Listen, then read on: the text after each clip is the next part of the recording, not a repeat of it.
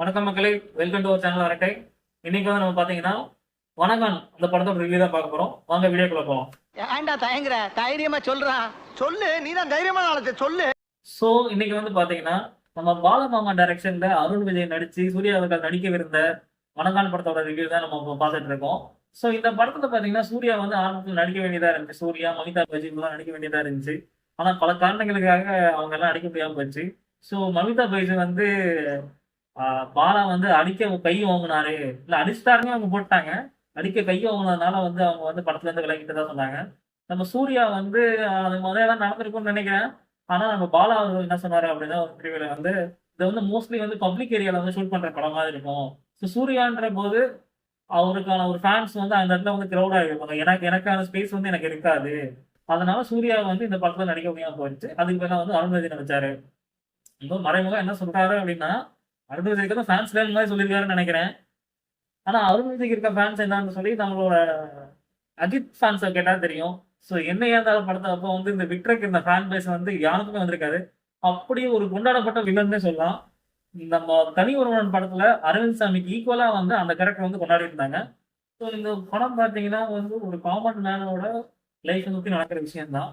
இது வந்து ஒரு பொலிட்டிக்கல் டிராமான்னு சொல்லலாம். ஒரு கோர்ட் கோர்ட் டிராமான்னு சொல்லுவாங்க. ஸோ அது வந்து மோஸ்ட்லி கோர்ட்ல நடக்கிற சீன்ஸ் வந்து நிறைய இருக்கு. கோர்ட் ஜெயில நடக்கிற சீன்ஸ். நம்ம கோர்ட் ஜட்ஜா வந்து நம்ம மிஷ்கின் வந்து அந்த ரோல் ப்ளே பண்ணியிருக்காரு. ஸோ அருண் விஜய் வந்து ஒரு கேரக்டர் ப்ளே பண்ணியிருக்காங்க. புதுசா 2 ஹீரோயின்ஸ் யாராவது இருந்திருக்காங்க. அதுல ஒன்று தான் ஹீரோயின், இன்னொன்று வந்து ஹீரோயின் கூட சுத்திட்டு இருக்கோம். ஸோ அவங்க எல்லாம் வச்சு இந்த படத்தை வந்து எடுத்திருக்காரு பாலா. ஸோ படம் வந்து பார்க்குற மாதிரி தான் இருந்துச்சு. ஸோ வழக்கமா நம்ம பாலா படம்னு பார்த்தீங்கன்னாவே அதில் டிஃபால்ட்டா போதையில போய் உட்காந்தா போது கண்டுபிடிச்சிடும். ஸோ ஹீரோ வந்து பார்த்தீங்கன்னா ஹீரோவுக்கு வந்து தலைக்கு ஒரு ஒரு வருஷமா எண்ணெய் வைக்க விட மாட்டாருன்னு நினைக்கிறேன். மண்டை பூரா செம்மட்டி ஆயிடும்.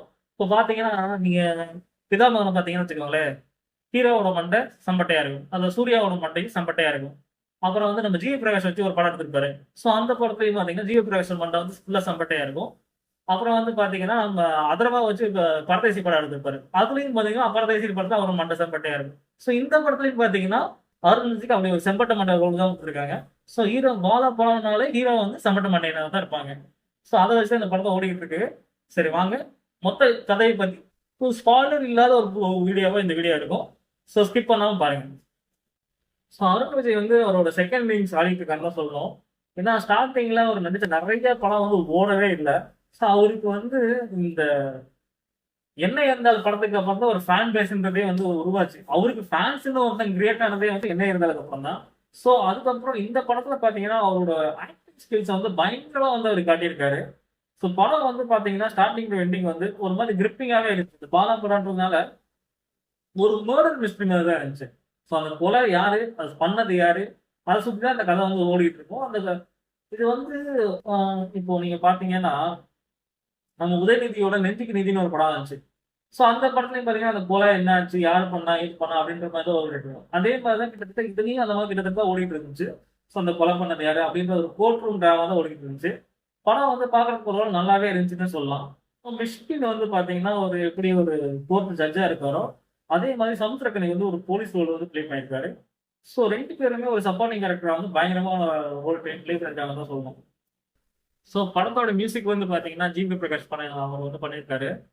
ஸோ மியூசிக் வந்து ரொம்பவே நல்லா இருந்துச்சு. பிஜிஎம்ஸ்மே வந்து பயங்கர சூப்பராகவே இருந்துச்சுன்னு சொல்லலாம். ஸோ அதுவும் அந்த கோர்ட் சீன்ஸ்ல வர பிஜிஎம்லாம் வந்து ரொம்பவே வந்து அந்த சீன்ஸை வந்து கொஞ்சம் எலிவேட் பண்ணி காட்டுச்சுன்னு சொல்லலாம்.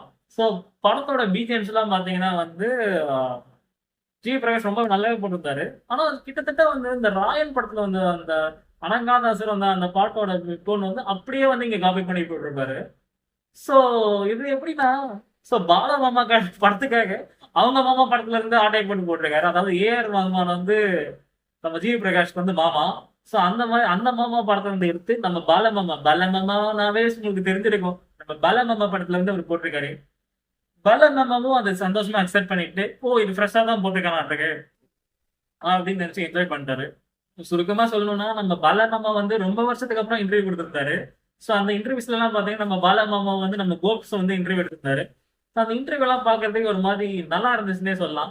ஏன்னா ரொம்ப வருஷத்துக்கு அப்புறம் பாலா வந்து இன்டர்வியூ கொடுத்திருந்தாரு.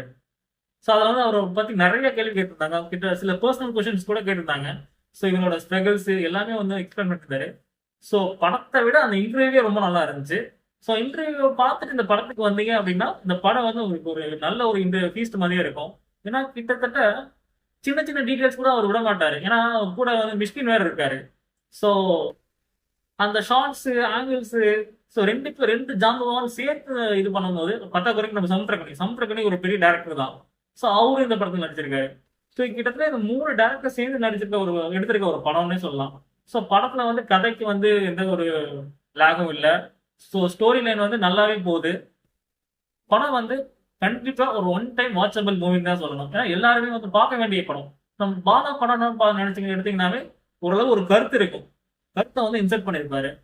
அது வந்து நடக்காத விஷயத்துல சொல்ல மாட்டாரு. நடந்துட்டு இருக்கிற விஷயத்த ஒரு பாய் இந்த எக்ஸ்ப்ளோர் நடிச்சா எப்படி இருக்கும் அப்படின்ற மாதிரி தான் கொண்டு போவாரு. ஸோ அந்த மாதிரி தான் இந்த படத்தையும் எடுத்திருந்தாரு. படம் வந்து ரொம்பவே நல்லா இருந்துச்சுன்னே சொல்லலாம். ஸோ இந்த பலமாமா எடுத்த இந்த படம் வந்து உங்களுக்கு பிடிச்சிருந்துச்சுன்னா பலமாமாக்காக நம்ம சேனலுக்கு ஒரு சப்ஸ்கிரைப் பண்ணுங்க. பலமாமாக்காக நம்ம சேனலை வந்து லைக் பண்ணுங்க. பலமாவை பத்தி உங்களுக்கு பிடிச்ச விஷயத்த வந்து கமெண்ட்ஸ் பண்ணுங்க. நன்றி.